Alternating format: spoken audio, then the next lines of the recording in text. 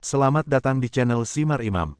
Sembari mendengarkan tinggalkan like dan komentarnya bosku. Jangan lupa pasang headset kalian. Siapkan kopi dan camilan. Lupakan pahitnya kehidupan. Mari kita dengarkan sambil rebahan. Bab 56. Seorang pria berbadan besar berlengan pendek sedang mengemudi di depan, Wuling Hongguang yang hampir rusak, berbau seperti mobil sport, dan debu berserakan di mana-mana. Pria bermata kecil itu menekan Wang Xinyao di kursi, mengeluarkan pisau, dan berkata kepada Wang Xinyao yang gemetar, "Katakan, saya seorang penagih utang profesional. Saya tidak akan membayar Anda kembali, kan? Oke, saya akan melakukannya. Ambil beberapa foto menyenangkan untukmu hari ini. Lalu kirimkan ke semua orang yang kamu kenal. Kuisan, buka bajunya dan ambil foto gadis muda ini." Pria bermata kecil itu berteriak kepada pria besar berbaju hitam lainnya. Pria bernama Kuisan itu tegas namun patuh, dia mengulurkan tangan untuk meraih tangan Wang Xinyao. "Pergi, aku akan memanggil polisi." Wang Xinyao benar-benar ketakutan, dan secara naluriah menendang kakinya dan menari liar dengan tangannya. Namun, ruang di dalam van itu sangat sempit, jadi Kuisan menerkam ke depan, tubuh besarnya menekan Wang Xinyao.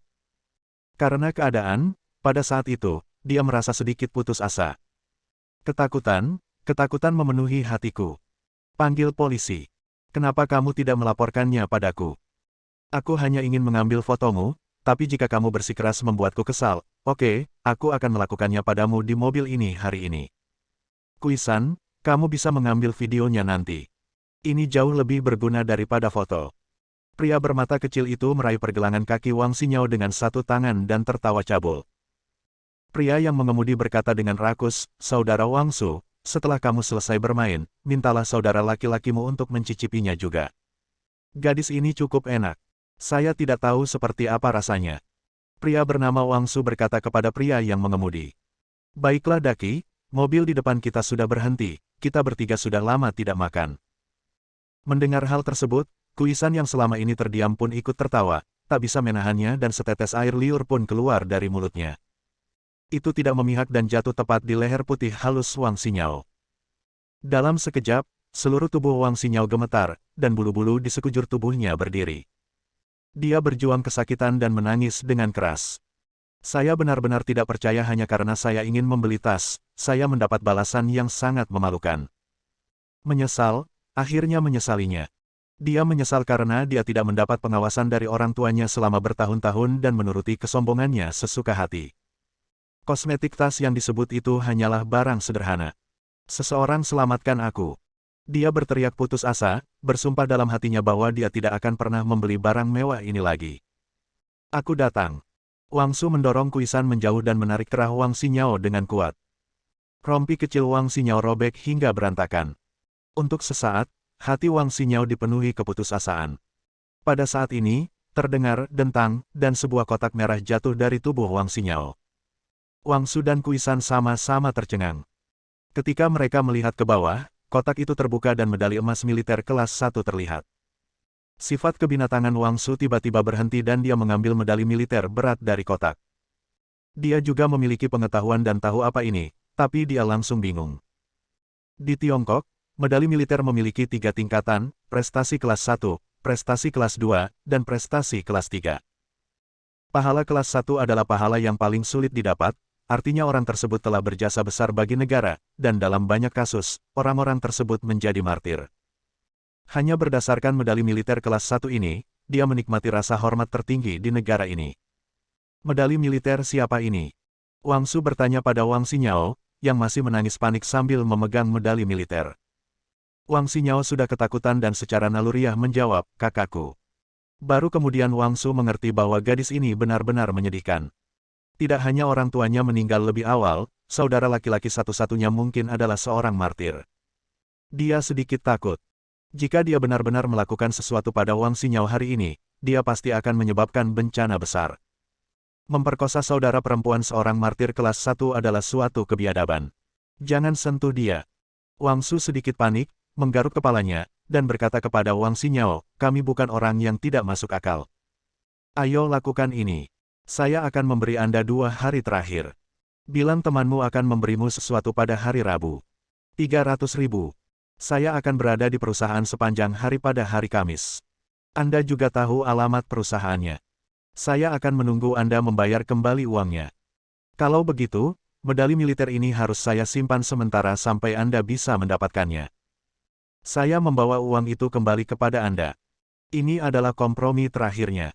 Tidak ada yang bisa menyentuhnya, tetapi uang itu harus diambil kembali.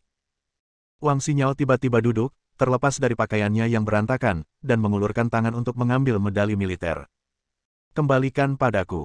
Ini adalah kehormatan tertinggi dalam hidup kakakku, dan itu juga satu-satunya yang tersisa bagiku. Kamu tidak bisa mengambilnya. Dia menjadi sedikit gila, melambaikan cakarnya seperti orang gila. Melihat Wang Xinyao sangat peduli dengan medali militer ini, Wang Su merasa lega. Dia berkata kepada Daqi, "Daqi, hentikan mobilnya dan usir dia keluar." Daqi segera memarkir mobilnya di pinggir jalan, dan Wang Su serta Kuisan bekerja sama untuk mengangkat Wang Xinyao, yang hampir gila. Wang Xinyao bangkit dan ingin mengejarnya, tetapi Fan sudah berangkat. Hanya suara Wang Su yang terdengar, "Jika kamu ingin mendapatkan kembali medali militer, gunakan uang hutangmu sebagai gantinya. Kembalikan padaku, kembalikan padaku." Wang Xinyao menangis dan pingsan di tanah. Tubuhnya sepertinya terkuras oleh sesuatu, dan dia tidak memiliki kekuatan sama sekali. Setelah menangis beberapa menit, tiba-tiba sebuah taksi berhenti di sampingnya, dan yang keluar adalah Dayong. Ketika Wang Xinyao kembali ke komunitas, waktu sudah lewat jam 8. Begitu dia mendengar pintu terbuka, Zhang Xinyan ingin marah, gadis kecil ini kembali pada jam segini. Dia benar-benar menganggap dirinya sebagai orang tua Wang Xinyao. Tetapi sebelum dia bisa membuka mulutnya, dia menemukan bahwa seluruh tubuh Wang Xinyao sangat lemah, dan wajahnya sangat jelek. Jika dilihat lebih dekat, terlihat bahwa tubuh Wang Xinyao tertutup debu dan pakaiannya sedikit berantakan, seolah-olah dia sedang berkelahi dengan seseorang. Tiba-tiba, amarahnya hilang dan dia kembali ke perannya sebagai orang tua, dengan penuh kekhawatiran. "Xinyao, kamu. Aku lelah, kembali ke kamar dan tidur." Zhang Xinyan baru saja membuka mulutnya, tetapi dengan dingin disela oleh Wang Xinyao. Dan Wang Xinyao masuk ke kamar dengan sedih, menutup pintu dengan keras, dan tidak ada gerakan lagi. Zhang Xinyan sangat khawatir, tetapi dia tidak berani mengganggu Wang Xinyao, dan secara naluriah dia melihat kembali ke paman Wang Xinyao. Chen Feng menyipitkan matanya, dan ada sedikit rasa dingin di matanya. Dia memiliki perasaan yang samar-samar, jadi dia mengabaikan Zhang Xinyan, mengeluarkan ponselnya, berjalan ke balkon, dan menelepon Dayong. "Hei, apakah Wang Xinyao akan pulang hari ini?" Setelah terhubung, Chen Feng bertanya langsung. Dayong berkata, "Ya, saya kembali, mengambil beberapa barang dan pergi. Saya mengikutinya, dan dia dibawa pergi dengan mobil van oleh penagih utang. Saya selangkah lebih lambat saat itu, dan ketika saya tertangkap bersama mereka, Wang Xinyao telah dibebaskan oleh mereka. Saya hanya akan bertanya sekali, apakah Wang Xinyao telah dirugikan?" Suara Chen Feng begitu dingin sehingga bahkan Dayong pun merasa takut. Dia memahami amarah Chen Feng kali ini, Wang Xinyao hampir terluka karena perawatannya yang buruk. Di masa lalu, kesalahan kecil ini akan membuat Chen Feng mendapat hukuman seperti mimpi buruk. Bab 57. Mungkin tidak. Saya menghentikan taksi dan mengejarnya. Kami mengejarnya dalam waktu 5 menit.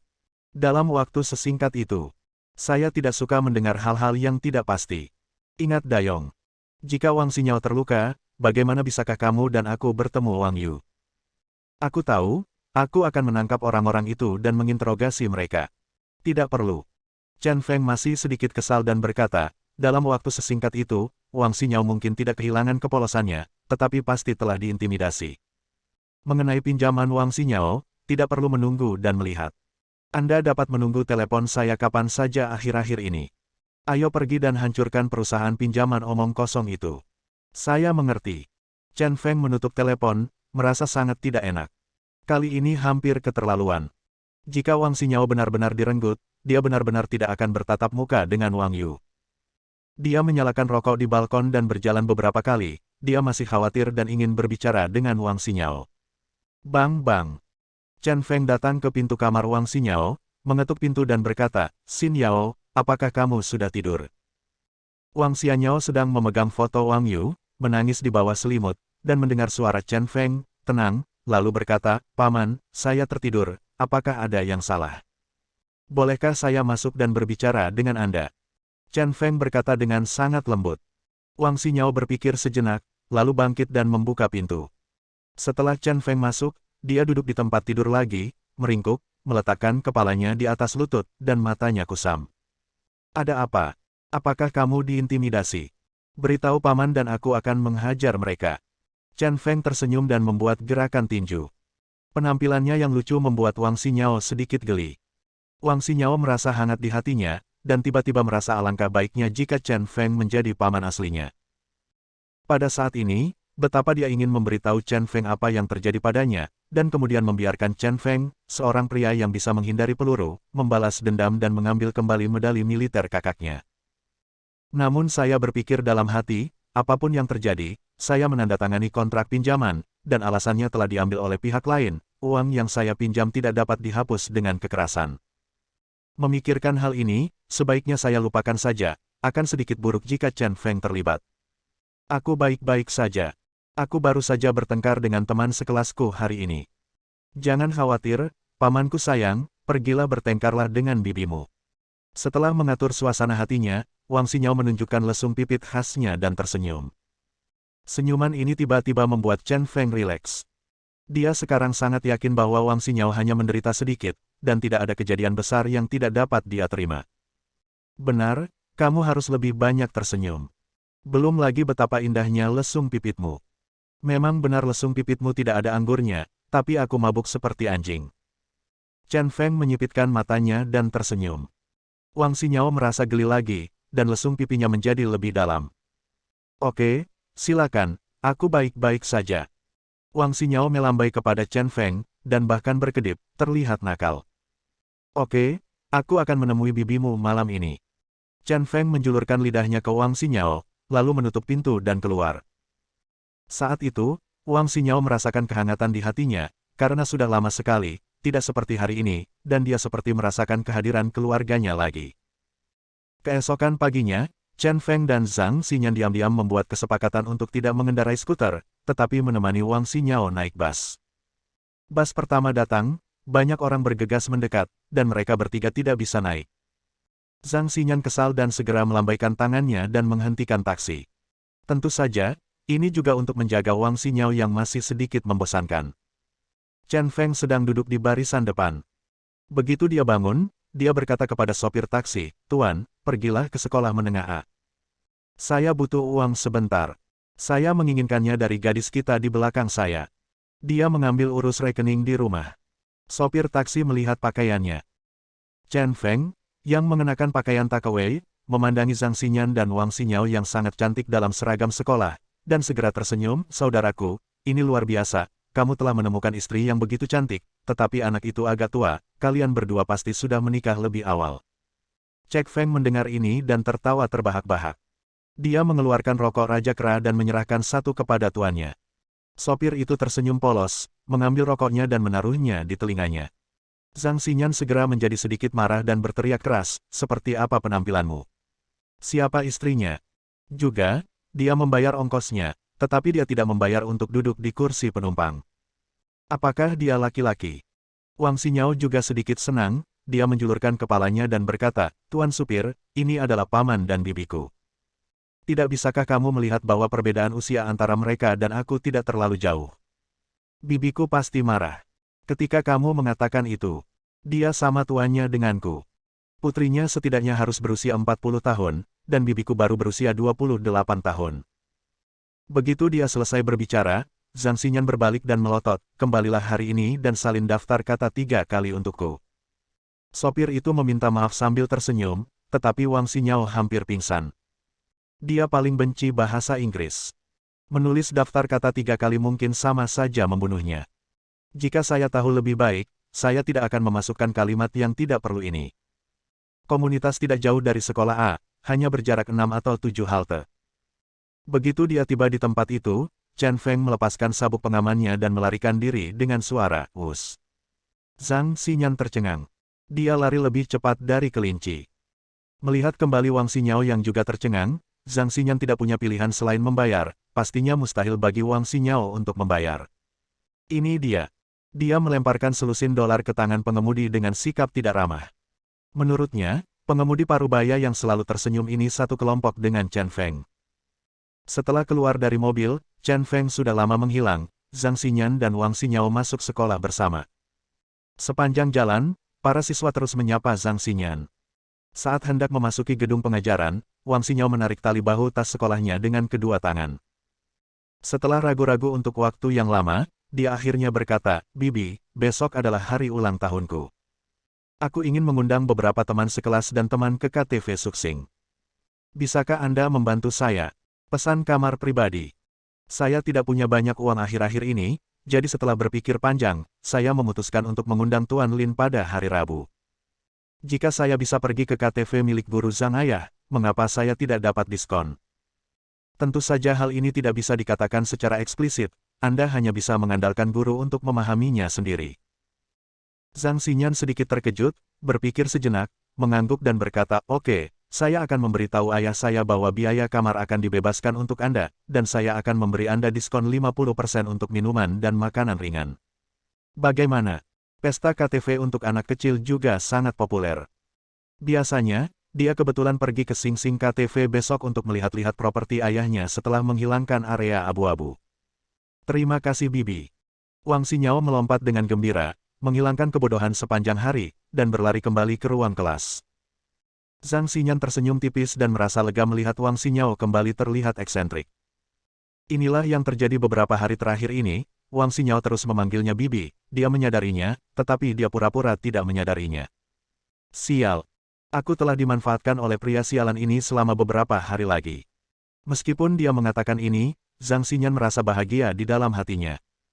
Bab 58. Saat sekolah usai pada sore hari, Chen Feng menunggu di gerbang sekolah lebih awal.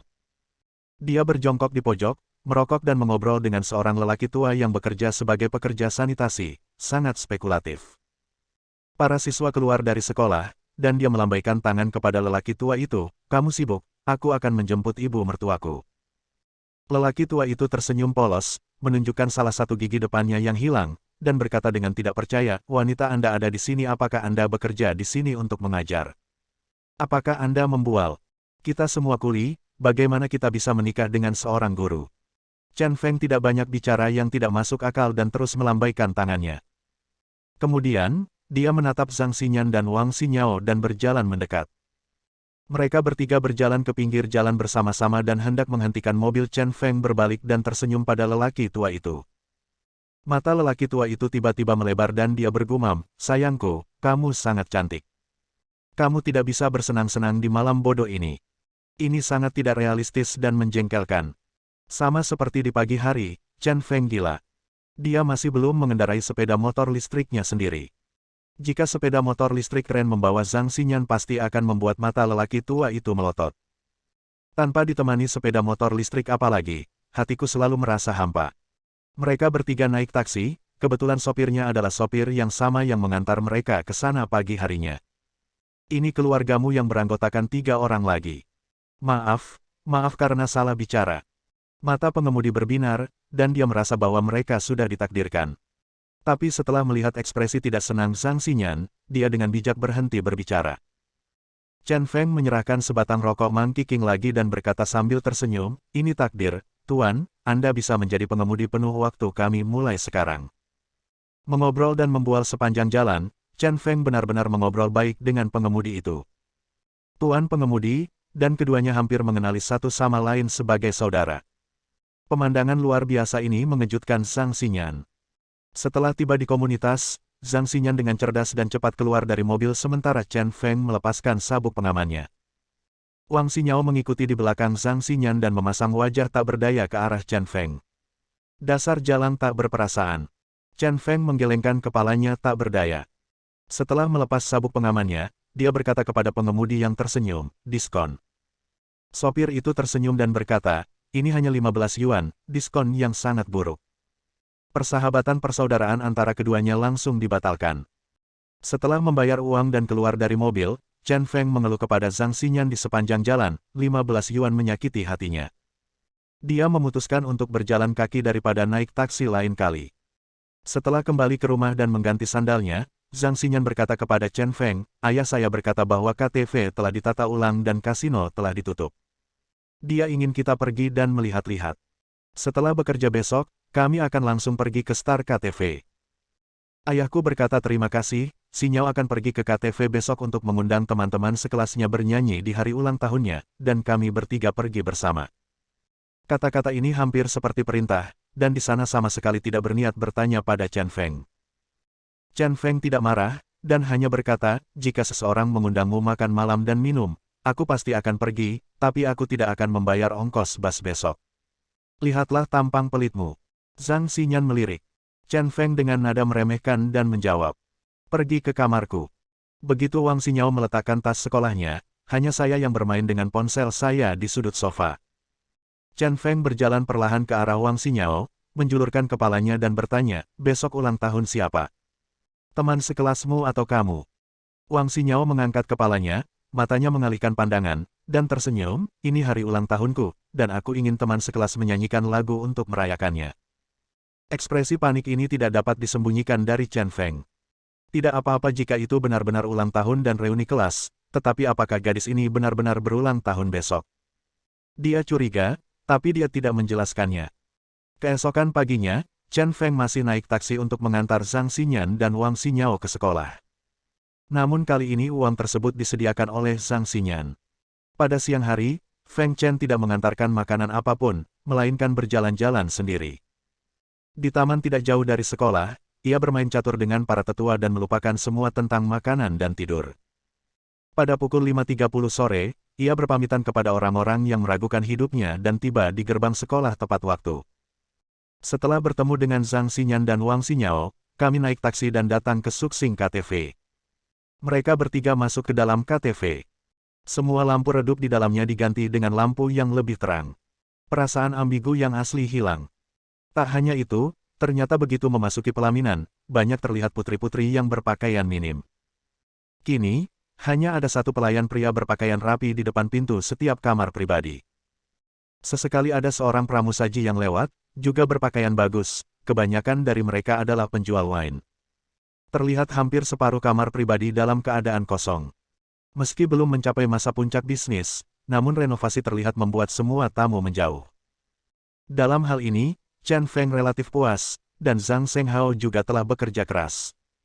Xinyan, kamu di sini. Seorang pria parubaya berpakaian hitam dengan mata kecil dan 4 pria besar berpakaian hitam berjalan ke arahnya sambil tersenyum. Kemudian pria itu melihat Chen Feng di samping Zhang Xinyan, tersenyum canggung dan berkata, Tuan Muda Chen juga ada di sini. Pria ini adalah paman kedua Zhang Xinyan, Zhang Deva, yang juga orang kedua di masyarakat Pleistocene, dan merupakan terutama bertanggung jawab atas pekerjaan keamanan. Dia masih memiliki kenangan segar tentang Chen Feng. Hari itu, Zhang Shenghao memintanya membawa orang untuk menangkap Chen Feng dan membebaskan Tang Xiong dan Yang Wei. Siapa yang tahu bahwa Chen Feng sangat terampil sehingga dia dan anak buahnya dipukuli berkeping-keping hanya dalam 3-5 pukulan, dan dia juga tinggal di rumah sakit selama beberapa hari. Dia awalnya mengira Zhang Shenghao akan membantunya membalas dendam, tetapi pada akhirnya dia mengetahui bahwa Chen Feng adalah karakter yang lebih kuat daripada Yang Wei dan Tang Xiong. Aku hanya bisa menelan nafas ini ke dalam perutku. Bukankah ini nama orang yang aku pukul hari itu? Ngomong-ngomong, bukankah kamu bilang ingin membalas dendam padaku? Kenapa kamu tidak datang? Chen Feng tersenyum nakal, merasa bahwa pria dengan mata kecil dan senyum ceria ini bukanlah pria yang baik. Zhang Deva tampak malu dan mengutuk diam-diam, tapi dia mengangguk dan membungkuk dan berkata, Tuan Muda Chen bercanda, itu semua salah paham, salah paham. Paman kedua, di mana ayahku? Zhang Xinyan bertanya. Zhang Deva kemudian punya waktu untuk menghilangkan rasa malunya dan memberi isyarat undangan, kakak sedang menunggumu di dalam. Di bawah kepemimpinan Zhang Deva, mereka bertiga datang ke kantor yang luas di lantai 3. Zhang Shenghao sedang duduk di kursi bos, dengan 2 pengawal berpakaian hitam berdiri di sampingnya. Saudara Chen ada di sini. Melihat Chen Feng, Zhang Shenghao segera berdiri dan melangkah maju untuk menyambutnya. Chen Feng melihat-lihat kantor yang luas itu, didekorasi dengan sangat megah dan terdapat beberapa kaligrafi dan lukisan yang tergantung di dinding. Dia tidak menyadari bahwa Zhang Shenghao juga seorang ahli kaligrafi. Zhang Shenghao menatap Wang Xinyao yang membawa tas sekolah dan mengenakan seragam sekolah dan berkata, gadis kecil ini adalah keponakan saudara Chen, Wang Xinyao. Saya mendengar dari Xinyan bahwa Anda berulang tahun hari ini, bukan? Silakan biarkan paman ini, aku akan mengantarmu ke sana, aku punya kejutan untukmu. Terima kasih, Paman Zhang. Wang Xinyao sangat gembira dan mengikuti Zhang Deva keluar. Di bawah kepemimpinan Zhang Deva, Wang Xinyao datang ke kamar pribadi paling mewah, yang didekorasi dengan cermat dan digantung dengan banyak pita dan balon warna-warni. Nyalakan lampu dan suasananya cukup bagus. Zhang Deva tersenyum dan berkata, teman sekelas Wang, ini hari ulang tahunmu. Paman mengucapkan selamat ulang tahun padamu. Hari ini, kakak tertuaku berkata bahwa tidak hanya kamar pribadinya yang gratis, tetapi juga minumannya gratis. Kamu bisa bersenang-senang dengan teman-teman sekelasmu. Terima kasih, Paman. Wang Xinyao sangat senang hingga dia hampir membungkuk. Kalau begitu aku tidak akan mengganggumu. Jika kamu butuh sesuatu, datanglah padaku kapan saja. Zhang Deva tersenyum dan melambai pergi. Wang Xinyao diam-diam senang dan melompat ke sofa yang luas dan empuk. Kamar pribadi gratis dan minuman gratis, yang menghemat banyak uang. Tampaknya ayah guru Zhang jauh lebih murah hati daripada guru Zhang, jadi guru Zhang berkata dia hanya akan memberinya diskon 50%. Dia mengeluarkan rok merah muda dan sepasang sepatu hak tinggi dari tas sekolahnya dan pergi ke kamar mandi di kamar pribadi. Setelah mengunci pintu, dia mulai berganti pakaian di depan cermin. Kesempatan ini bukan kejadian biasa, dan saya pasti tidak bisa menemani Tuan Lin berseragam sekolah. Saya harus lebih dewasa, seksi, dan berpikiran terbuka apapun yang terjadi. Mungkin ketika orang besar senang, dia bisa meminjam 300.000 yuan. Bab 59. Rok pendek berwarna merah muda berkilau dan sepasang sandal hak tinggi berwarna hijau muda bersol tebal. Wang Xinyao menurunkan kuncir kudanya, dan rambut panjangnya tergerai lembut di bahu rampingnya. Dia memakai lipstik merah muda dan riasan tipis, dan seluruh penampilannya hampir berubah. Dia cantik namun menawan, seksi namun imut, dan tiba-tiba dia memiliki aura kecantikan yang tiada taraf.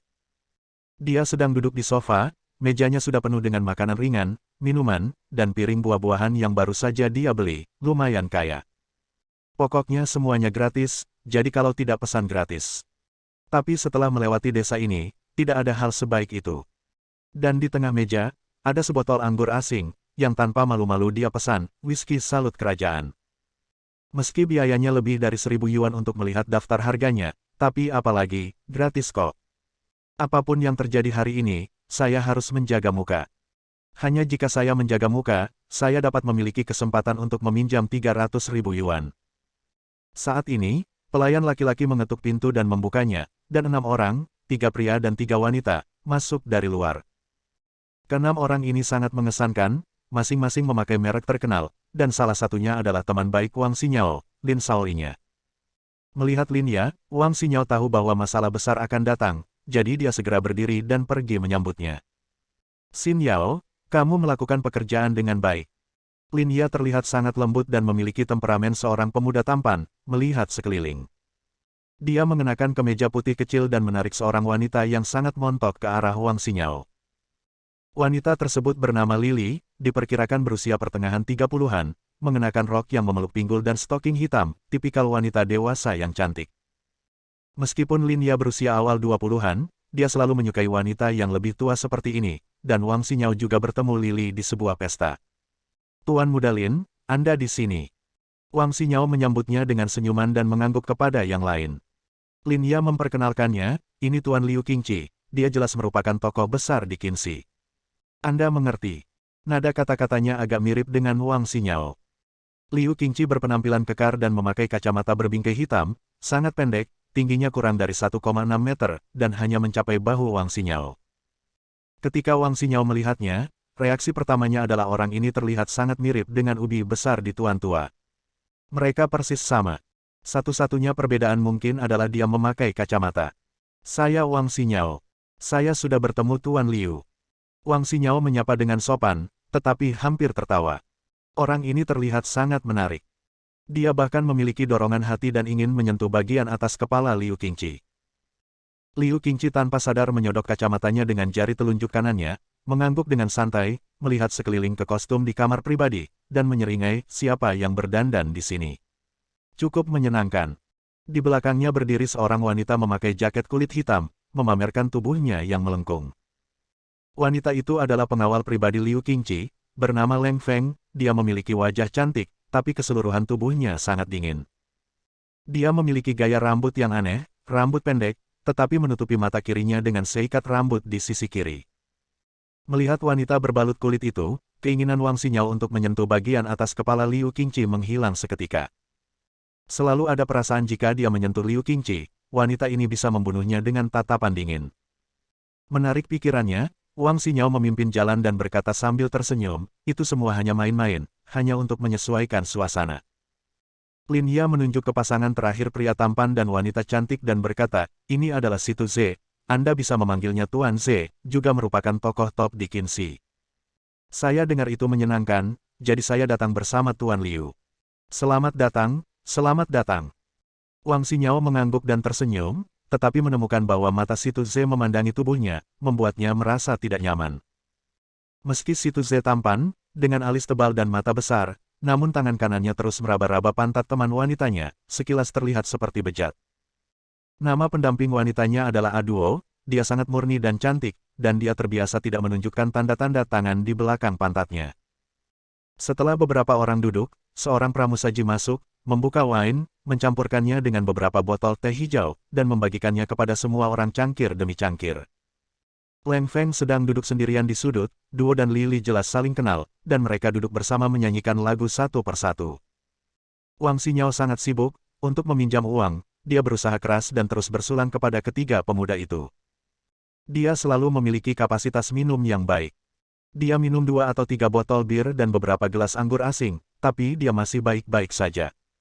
Dia mendentingkan gelas dengan orang dari kiri ke kanan.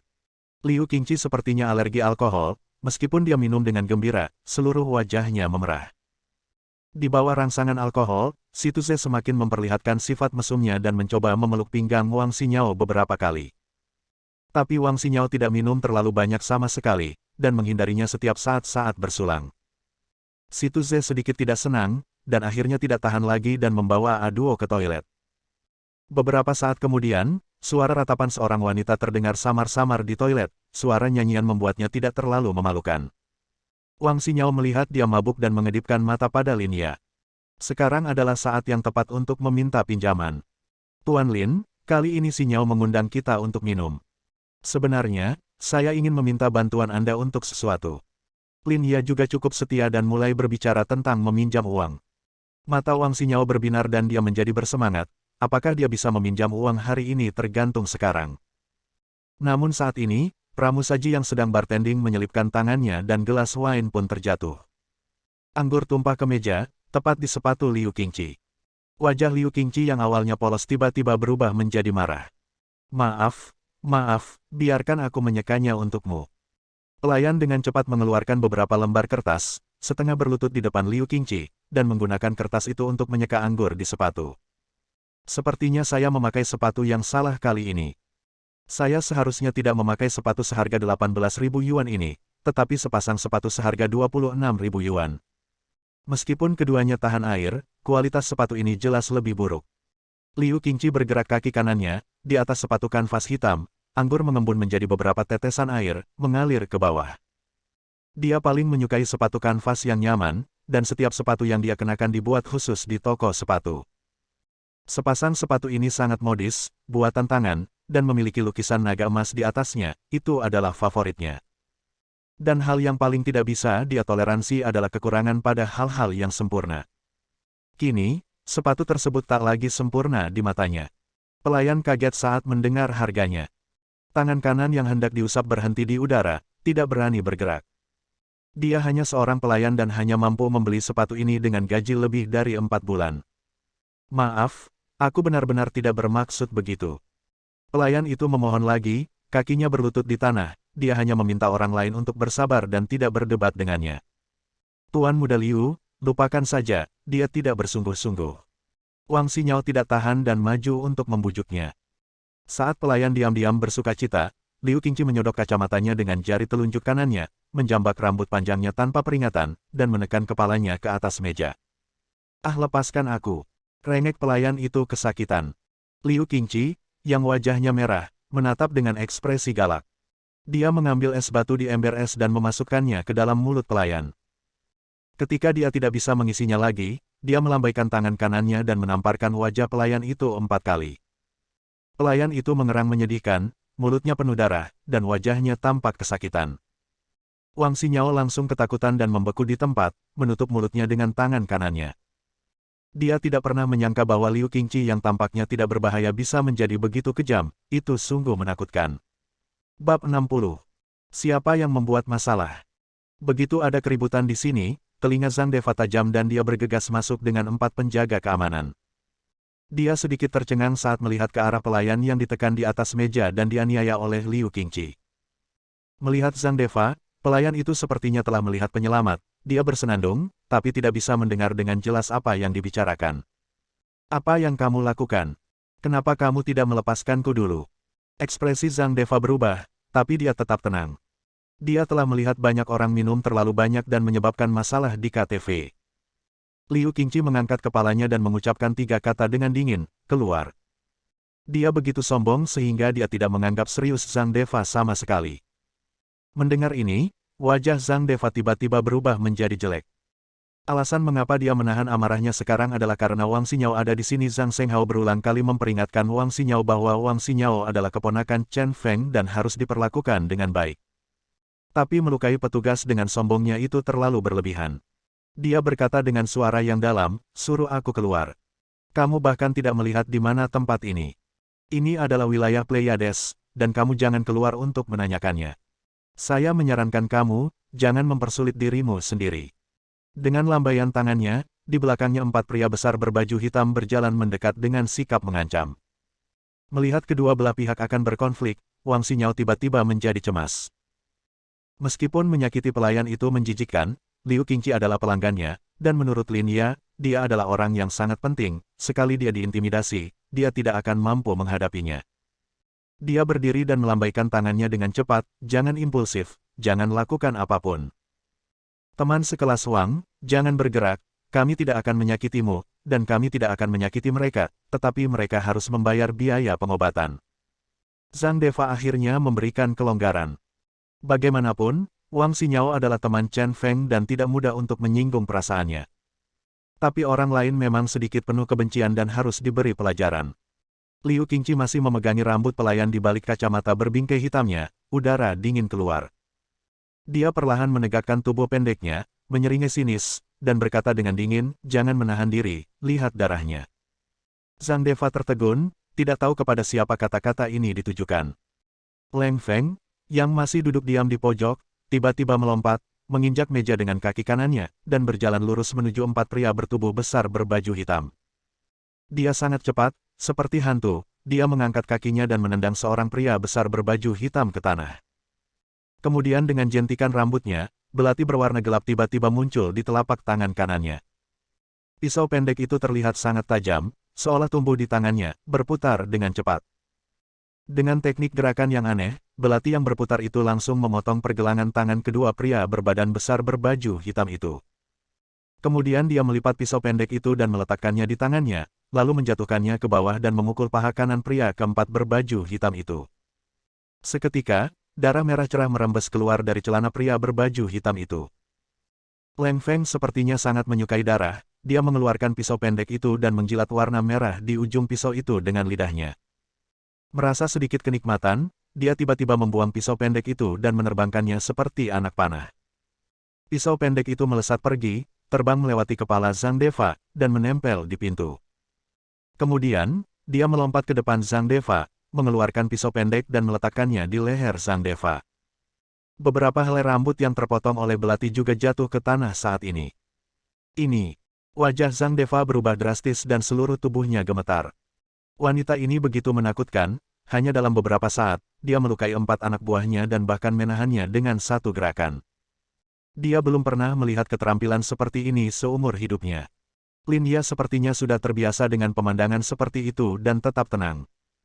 Wang Xinyao benar-benar terpana. Dia membungkukkan lehernya, menatap, dan membuka mulutnya. Dia tertegun di tempat, seolah-olah dia telah kehilangan jiwanya. Liu Qingqi menyeringai lalu melepaskan rambut pelayan itu. Begitu dia melepaskannya, pelayan yang malu itu secara naluriah meludahkan es batu di mulutnya. Pak! Tindakan ini sekali lagi membuat Liu Qingqi marah, dan dia menamparnya dengan keras. Jangan bergerak. Biarkan aku melelehkan es di mulutmu.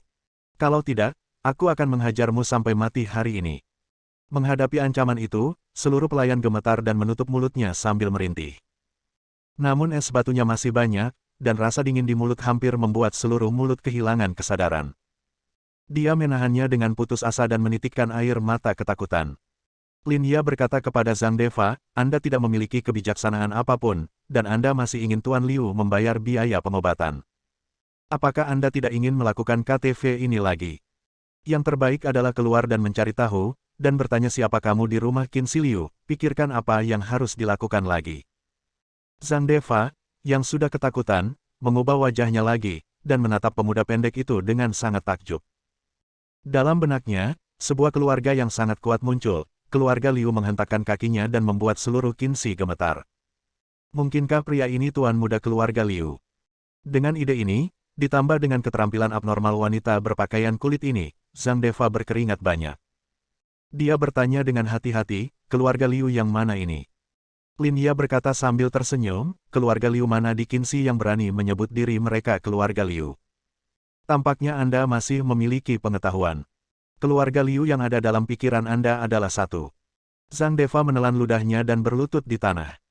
Dia buru-buru meminta maaf kepada Liu Qingqi dan berkata, maaf, Tuan Liu. Saya picik. Anda tidak ingat kesalahan penjahat. Jangan berdebat dengan saya. Di Qin Shi, ada 3 keluarga bangsawan yang dihormati, keluarga Situ, keluarga Liu dan keluarga Kang. Kekuatan setiap keluarga tidak ada bandingannya di Qin Shi, dan lelaki tua dari keluarga Liu masih sering muncul di berita Qin Shi setiap malam. Jika ini benar-benar keluarga Liu, Anda cukup mengucapkan beberapa patah kata saja dan seluruh Pleiades Star Society mereka akan musnah.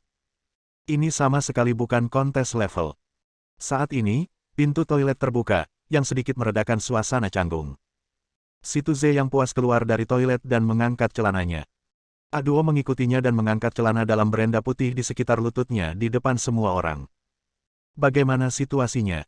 Setelah meriam ditembakkan, ada orang tergeletak di tanah. Situ Ze memandang penjaga keamanan berpakaian hitam yang tergeletak di tanah dan tersenyum. Memanfaatkan kesempatan ini, Lin Ye berkata kepada Zhang Deva lagi, Tuan Muda Ze ini juga dapat memberitahu Anda identitasnya, Situ. Dia juga Situ yang Anda pikirkan. Sekarang setelah Anda menimbangnya, apakah Anda masih berani ikut campur dalam urusan di sini? Zhang Deva menyeka keringat di wajahnya dengan tangannya. Salah satu anggota keluarga Liu sudah terlalu berat untuk dia tangani, dan penambahan Situ lain membuatnya hampir mati. Tapi dia sangat terkejut, anak tertua dari kedua keluarga ini seharusnya pergi ke tempat-tempat mewah, lalu kenapa dia datang ke sini?